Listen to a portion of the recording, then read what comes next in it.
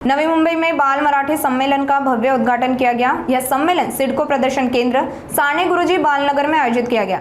इस अवसर पर मंत्री गणेश नाइक प्रमुख रूप से उपस्थित रहे। उद्घाटन समारोह में वरिष्ठ अभिनेता व निर्देशक महेश कोठारे, महापौर और अन्य गणमान्य व्यक्ति भी शामिल हुए। सम्मेलन का उद्देश्य बच्चों में मराठी भाषा, साहित्य और संस्कृति के प्रति प्रेम उत्पन्न करना, उनकी सृजनात्मकता को मंच प्रदान करना और मराठी भाषा की परंपरा को अगली पीढ़ी तक पहुंचाना बताया गया। इस सम्मेलन के तहत विद्यार्थियों के लिए विभिन्न साहित्यिक, सांस्कृतिक और शैक्षणिक कार्यक्रम आयोजित किए गए, जिसमें बड़ी संख्या में छात्र और उनके अभिभावकों ने भाग लिया।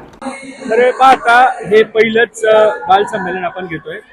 आपण चौथं नुकतंच विश्व मराठी संमेलन आता पार पाडलं आहे आणि याच धर्तीवर महिला संमेलन व्हावं, युवा संमेलन व्हावं आणि बाल संमेलन व्हावं असं माननीय मंत्री महोदयांचं स्वप्न होतं, आदरणीय उदयजी सामंत साहेबांचं। आणि त्या स्वप्नातूनच आज आपण बाल संमेलनाला सुरुवात केली। संबंध राज्यातनं अनेक बालक आणि त्यांच्यासोबत पालक, शिक्षक, अनेक संस्था या कार्यक्रमात सहभागी झाले आहेत। 16 आणि 17 या 2 दिवस हा कार्यक्रम चालला आहे। आपण पाहतात की सर्वसाधारणपणे 5000 विद्यार्थ्यांपर्यंत आपण टप्प्याटप्प्यात आज विद्यार्थी बोलत आहेत आणि आज 2 ते 3 हजार विद्यार्थी या कार्यक्रमाला उपस्थित आहेत। आणि माझी विनंती आहे की 2 दिवस या कार्यक्रमाला सगळ्यांनी सहभागी व्हावं, या कार्यक्रमाचा सगळ्यांनी आनंद घ्यावा अशी विनंती करतो।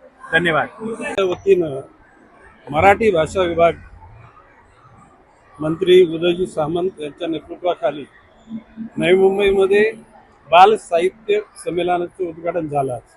मोठ्या प्रमाणामध्ये बालकांनी सहभाग घेतला आणि सर्वच स्तरावरच्या घटकांना या ठिकाणी सन्मानित करण्यात आलं।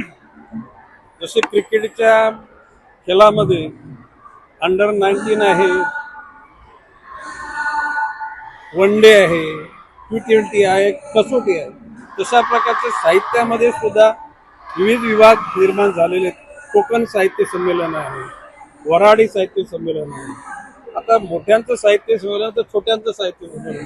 ही प्रक्रिया अतिशय सुंदर आहे आणि मराठी भाषा विभागाचं जितकं कौतुक करावं तेवढं कमी आहे। भविष्यकाळामध्ये या लहान बालकांमधूनच मोठे साहित्यिक निर्माण होतील असा विश्वास व्यक्त करतो।